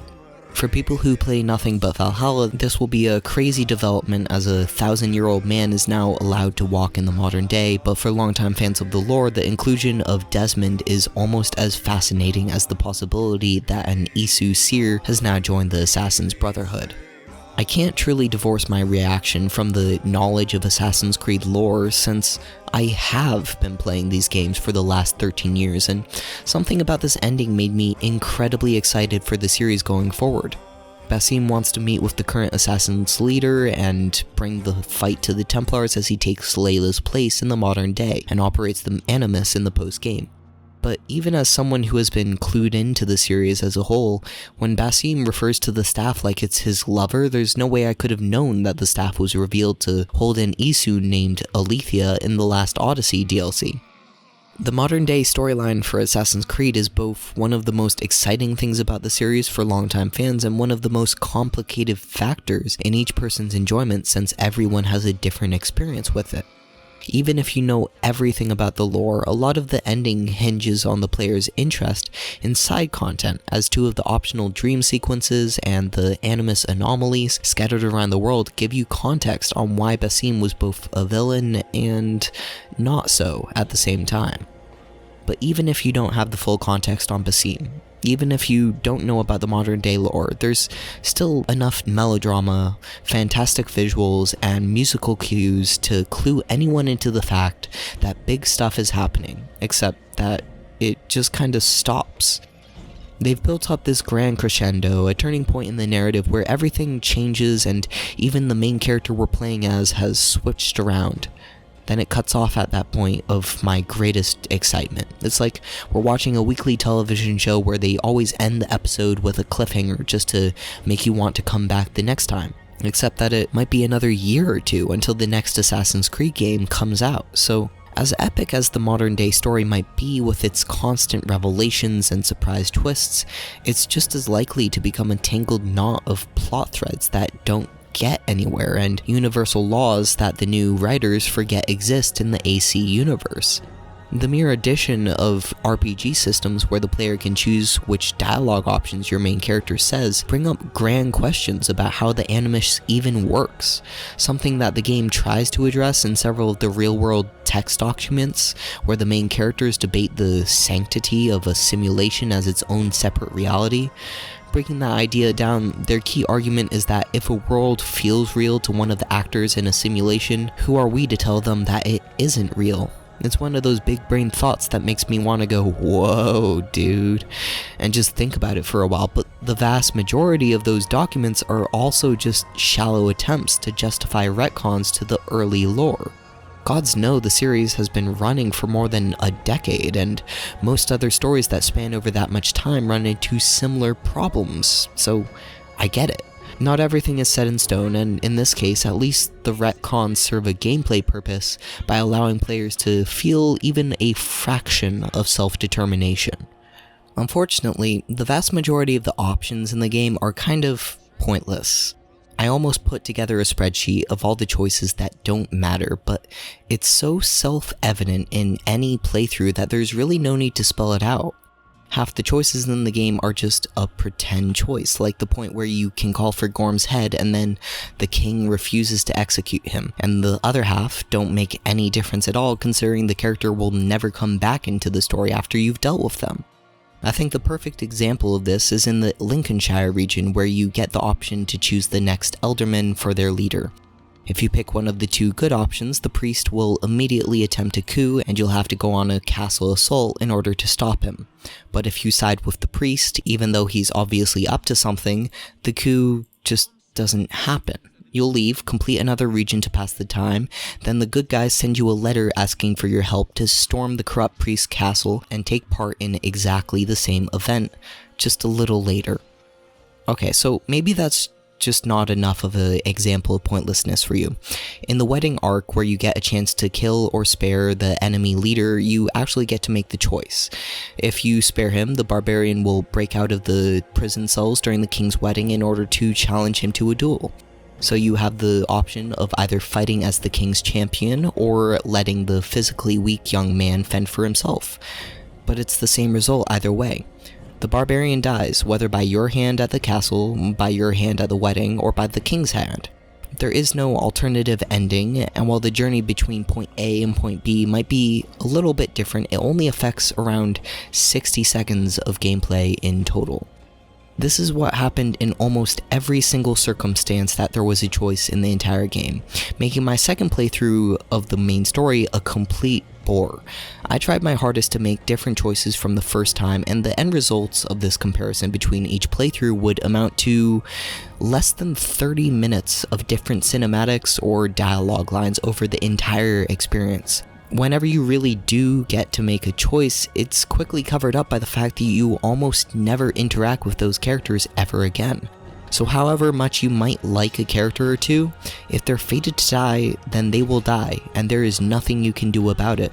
Even the difference between the good ending and the bad ending with regards to Sigurd is so negligible that the bad ending hardly even feels like a losing situation. No matter what, you will become the leader of the Raven clan, your people will love you, and Sigurd will return to acting like a deranged man with his head stuck in the clouds, whether in Norway or at the settlement. So with regards to the question whether this is a role-playing game, I would award it that character only on the quality of its stat mechanics and not on the breadth of its writing. You are playing as Eivor the Wolf-Kissed for good and for bad, and her story isn't going to deviate no matter how hard you may try to shape the world around you. But now that we're in the post-game, it seems like a good chance to talk about the dream sequences in Valhalla, since they aren't technically a required section of the main campaign. After you complete a couple of regions in England, the shaman that gave you a vision during the tutorial section will make their way over to the settlement and provide you with the herbal mixes to send you into an even stronger dream sequence. This time you'll be completing what equates to 2 regions worth of storyline sequences as you explore the Norse mythology in Asgard and Jotunheim. Most notably, if you select the option to let the animus decide on your gender at the beginning of the game, this is the only time period where you will end up playing as the male Eivor, or in this case, Odin. The in-game explanation for all this is that you're reliving the memories of your old self through the perspective of Eivor as she perceives everything through the lens of her mythology. As such, the story for these areas ends up following the life of Odin as he attempts to usurp his fate and survive the cataclysm of Ragnarok. The first section in Asgard introduces the conflict between the gods and the blue-skinned Jotun, tells the short story of the builder, and establishes the fact that Loki had a child that also happens to be a wolf. Now, regardless of the fact that it's weird that a humanoid offspring looks like a wolf, since Odin was fated to one day die at the hands of a beast, he first attempted to kill the pup and only relented based on the promise that the wolf would live under isolation and the watchful care of his brother named Tyr. They expand on this as Odin makes his way to the giant's homeland of Jotunheim in order to find an alternate solution to the upcoming Ragnarok. Along the way, Loki ends up drugging Odin and leaving him for dead as a result of your intentions with his son. Then another giant ends up helping you out as she gives you a chance to survive the upcoming cataclysm via an unknown means. Altogether, it's a pretty fun time as you infiltrate the giant city, meet their king, have sex with his scientist daughter, and steal the keys to immortality. Loki obviously tries to betray you once again, leading to several epic boss fights against the Jotun king and the god of trickery himself, but you'll eventually make your way to Mimir's well and learn more about the path to salvation. The Jotun had already tried 6 times to develop a solution to the end of the world, but had failed due to infighting and conflicting interests. Now, what Odin held in his hands was a 7th secret option that will allow anyone who partook in the drink to reincarnate sometime after Ragnarok. Sound familiar to anyone else? By this point, most players should be able to recognize that this is an interpretation of the ancient Isu civilization and their attempts to prevent the solar flare, albeit in a somewhat fantastical way. Regardless, it explains the god's ability to reincarnate in the bodies of future humans, with Odin in the case of Eivor, Tyr as Sigurd, and Loki as Basim, as well as developing the reason why Basim hates the other two during the main campaign's conclusion. The conclusion for the dream sequence is just as epic, as you return to Asgard to try and bind Loki's son and delay the inevitable.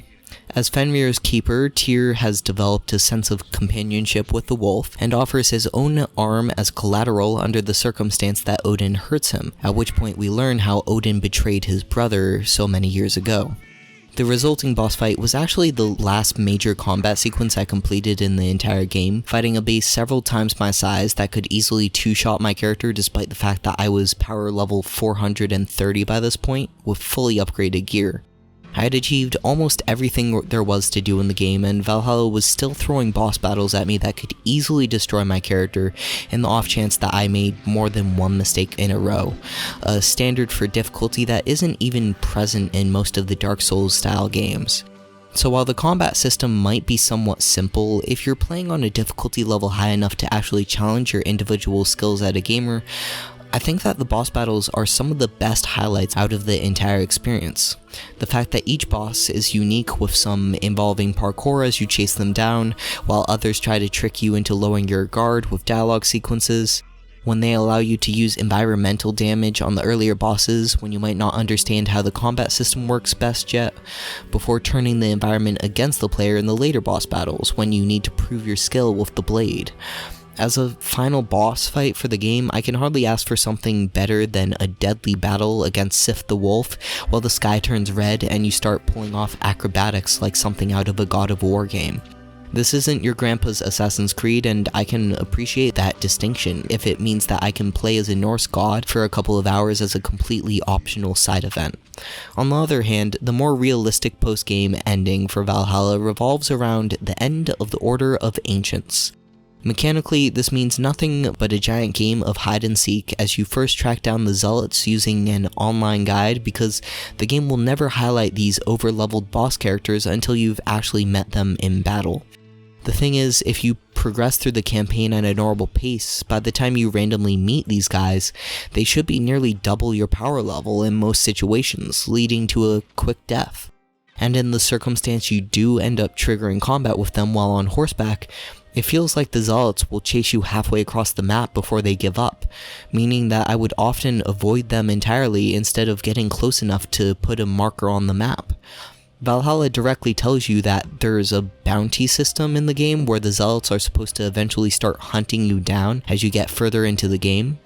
but this system appears to be completely broken on release. Not once in my 140 hours of play did a single zealot attempt to find me on their own volition, so by the end of both playthroughs I was left with an empty map with no indications where to go to finish off the Order storyline. But let's say you knew this would be a problem ahead of time and you went out of your way to tag each and every zealot as you went through the game.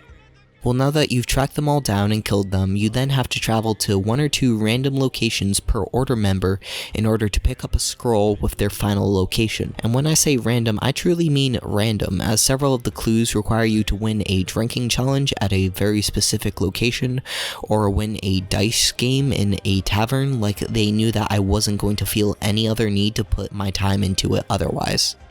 Then and only then do you earn the privilege to walk up to some random civilian in each town and press right bumper to assassinate them with little to no challenge at all. So pardon me if completing these kill missions feels less like destroying an ancient organization and more like a Where's Waldo game with death. Yes, they do implement a kill cam interrogation sequence, which is suitably awesome during the main campaign assassinations, but these minor lords of nowhere barely get out 2 sentences before they croak, making it feel just a little redundant. Altogether, I think it took around 5 hours of fast traveling across the map to wrap up this entire sequence of events and finally reach the Grand Master of the Order, Alfred himself. I wasn't really surprised it was him, and I can't imagine that many people will be surprised at all, considering you can see his outline less than halfway through the main campaign. So by the end of the Winchester arc, where you work pretty closely with King Alfred, it was pretty evident that he was the leader, except I couldn't understand why he was the leader. At Winchester, we learn that he is the man sending you letters as the poor fellow soldier of Christ with information about the Order members, so it wouldn't make sense why the Grand Master is undermining his own society. Then, after every other member has been killed, Alfred invites Eivor to some random village where he's taken up a life of simplicity after the raids you've completed in Hamptonshire. Apparently, the Order's downfall was his plan all along, and he believes himself to be a devout man of God, exercising a heathen association in the eyes of the church. Alfred inherited the title of Grand Master by birthright, and while he might have agreed with their tenets of unity through order, he could never agree with the Order's beliefs that the Isu were more worthy of worship than his Christian God. As such, Eivor was more or less a tool used to destroy the old organization, and thus a direct influence on the founding of the Templar Order in its predecessor's shoes. From this point onward, the Templar Order would attempt to subjugate Isu technology for their own pursuits instead of praising the old ones as a higher race. Not necessarily Alfred's goal, as he attempted to make Christianity a key tenet of the Templar Creed, but still a positive outcome overall considering the Isu use of humans as slaves. What's funny about all this is the fact that Eivor just lets Alfred walk away from everything, even though she knows that the man is planning on creating a very similar organization to the one that he just tore down. See, Eivor is not an assassin, not by temperament, not by goals, and only slightly by the skills that she has developed along her journey. When finally asked whether she would like to join the Brotherhood after the defeat of the Grand Master, she refuses.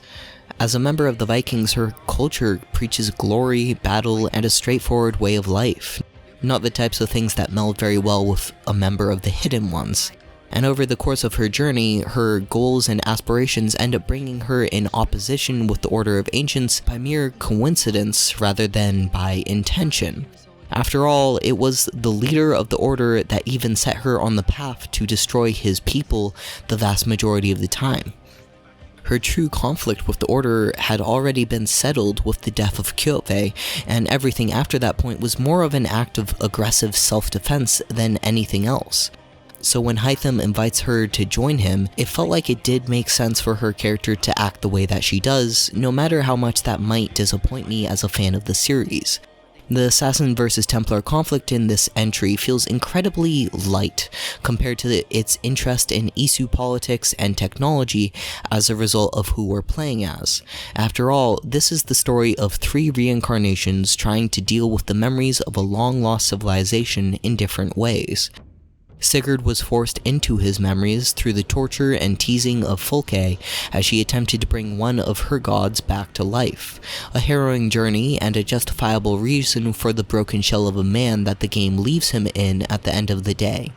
Basim, on the other hand, feels like a true reincarnation of Loki with all of his memories and grudges as a result of times long past. Obsessed with a kingslayer that Basim was willing to travel through time only to punish, he only finds true peace with Eivor once he discovers the fact that she was able to banish the old god from her conscious all on her lonesome. And finally we have Eivor, haunted by a ghost of the past that wanted nothing more than to control her each and every action until she eventually broke free through her love and companions. After all, Odin only seemed to hold power over her at the moments on the brink of death, either for her or her prey, so the key to his demise meant she put down her weapon for the first time in her life. This is all weakened by the fact that you can go on to kill countless people in the postgame, but I'm pretty sure that this is what the writers were going for with her story, and perhaps she now tackles death with a cold fury instead of the hot embers of Odin's fear. I use the word fear because after hearing his character bark at Eivor through 2 full playthroughs, his dedication to battle, glory, and beer feels like he's trying everything in his power to outrun a destiny written in the stars, and perhaps he's dealing with a little bit of toxic masculinity that someone else will feel empowered to write an article about.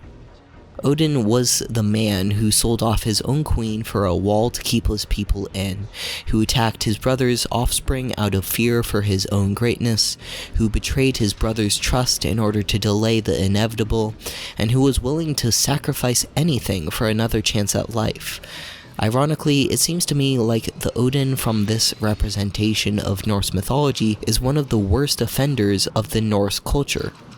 As a result of this Isu focus for the game, I never got the distinct feeling that Valhalla had really ended at any point in time. You kill Alfred, he gives you the key to his study back in Winchester, then the game locks you out from fast travel in order to force you to ride your horse all the way there. The music picks up for possibly the only time I ever really noticed it, and you start to feel epic, like something really awesome is going to happen when you finally get there.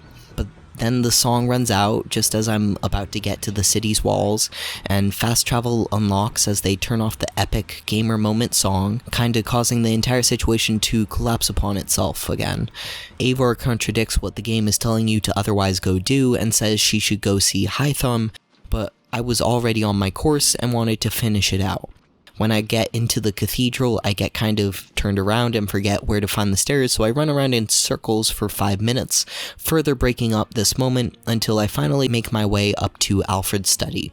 Congratulations, you get the privilege of reading 3 short documents about the Order and their disregard for the Christian faith, like that wasn't apparent from almost every other game in the series. Whatever, you fast travel home, talk to Hytham, he tells you you did a good job, and then Eivor refuses to join the Hidden Ones like I already explained. That's your ending. That's your big post-credits finale after going on a several hour-long hide-and-go-seek match, only to not kill the creator of the Templar Order.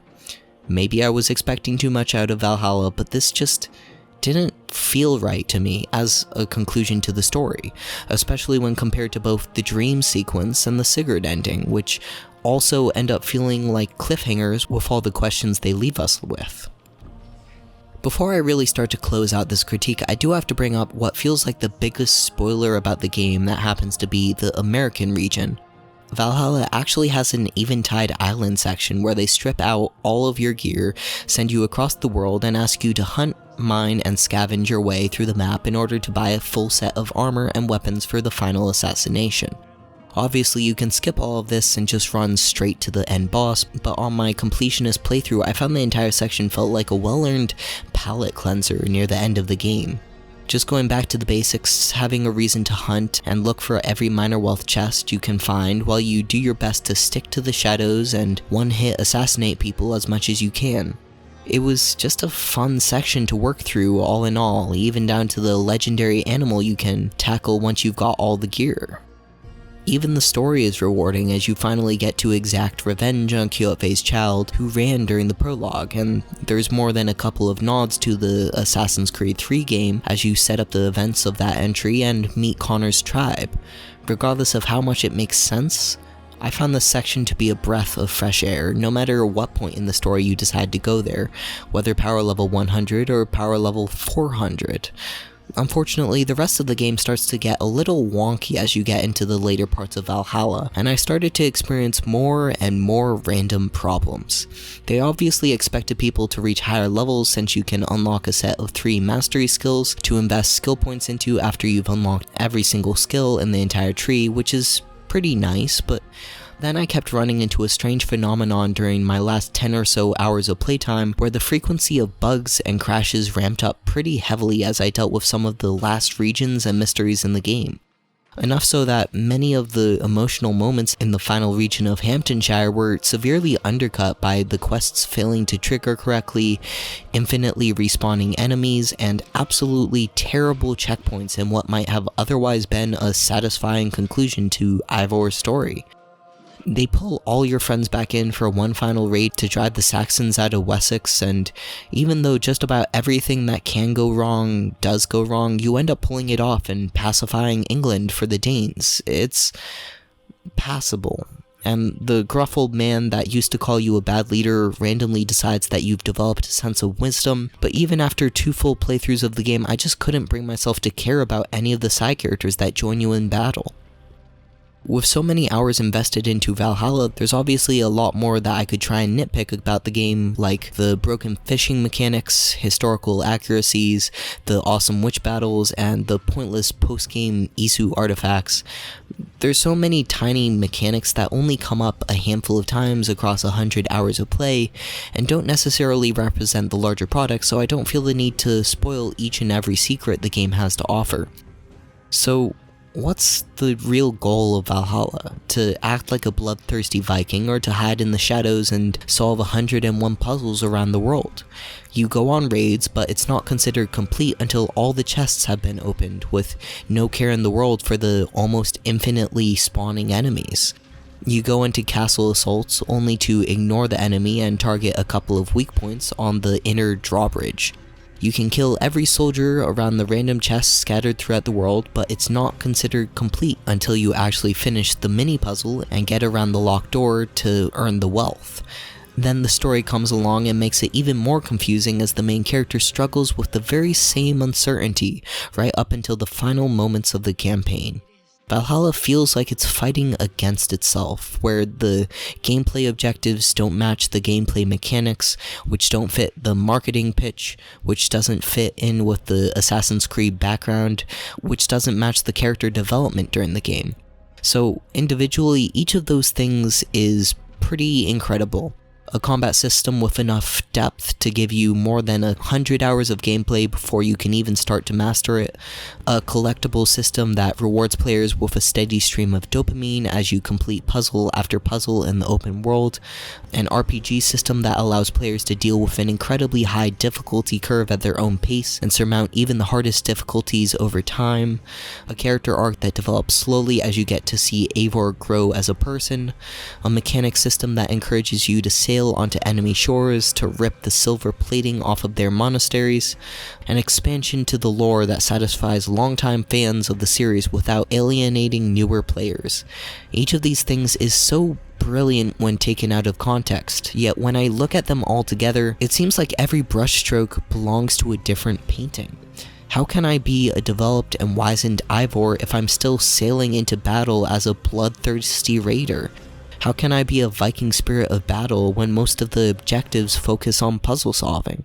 How can I pretend to be an assassin when the story forces me into combat sequences at every turn? The sum of its parts is somehow less than each individual system, and a more talented writer would throw out the word ludonarrative dissonance in order to try and explain why this is the case.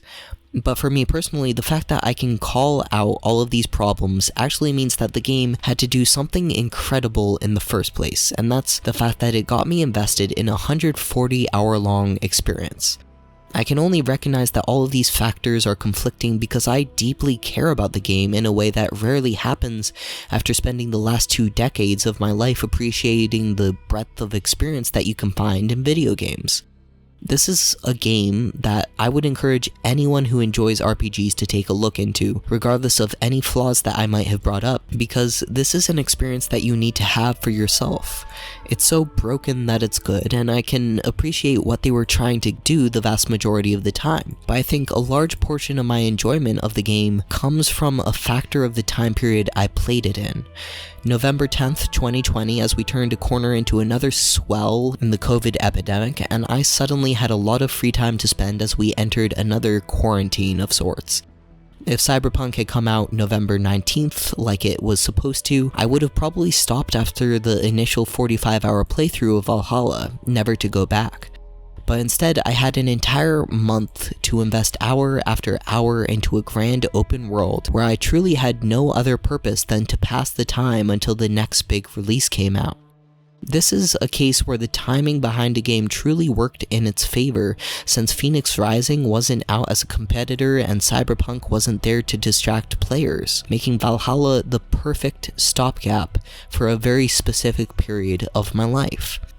So when December 10th comes along and everything else has already come out, I can only assume that Valhalla will end up looking like an incredibly shallow experience in retrospect. But I won't be writing this critique from that perspective. Instead, to me, Valhalla represents the perfect world to forget yourself in for several weeks at a time as you enjoy a gamified experience and tick the boxes one after another until every region is gilded and you feel a strange sense of satisfaction. I loved playing through Valhalla despite its flaws, and now that it's done, I'm probably going to walk away from the game and never touch it again because once was enough. once was fun, once was rewarding, and playing through the main campaign a second time told me that once was the only time you would be able to experience the Valhalla storyline for the first time, and I think it was ultimately worth it. Before I leave, I like to shout out some of the incredible YouTubers that I've been watching recently, and this time I definitely have to mention Luke Stephens with his incredible video critiques on the past several Assassin's Creed games, and then Laser Z with his overall coverage for everything to do with Assassin's Creed. But I think I want to try shouting out some smaller YouTubers in the future, so if you're watching this with a small YouTube channel that does similar stuff to this critique, leave a comment below so I can watch some of your stuff and maybe do some shoutouts. As always, leave a like or subscribe to see my stuff as it comes out, because I'm most likely going to be doing a video on Cyberpunk next, assuming it's as awesome as everyone thinks it's going to be. Otherwise, leave a comment with any suggestions for my future projects, and I'll see you guys next time. Thanks for watching. Abilities at the key node in each astrological sign. Ew. To limit the overwhelming nature of the skill tree when you first open it up. Harder difficulties at the appropriate power level, or all of the tiny cues and mechanics that are hidden behind the scenes. It gives you a split-second opportunity to... Ew. Or 6 get out of jail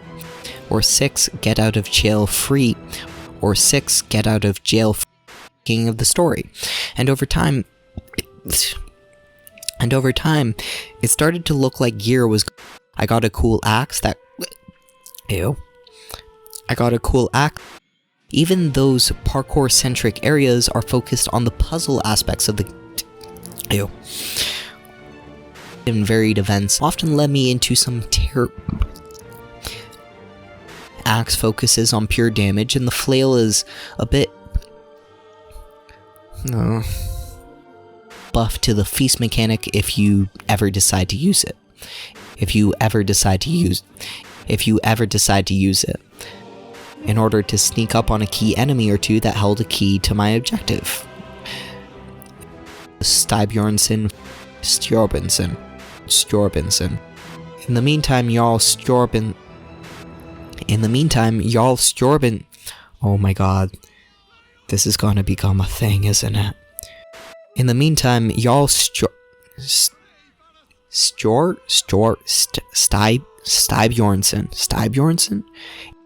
but you'll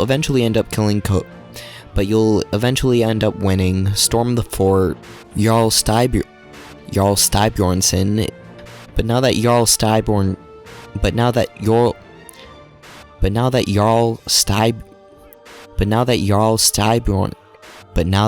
Styrbjornsson has lost the... Oh my god, I hate this name. Between the two regions of Leicestershire to the north and Grantebridgeshire. Okay. Until King Alfred of Wessex comes... Oh boy. Complete at least the... Shropshire. Valhalla hypes this arc up since we're about to... Valhalla hypes this... While Sigurd sits in his room moping about the... While Sigurd sits in his room...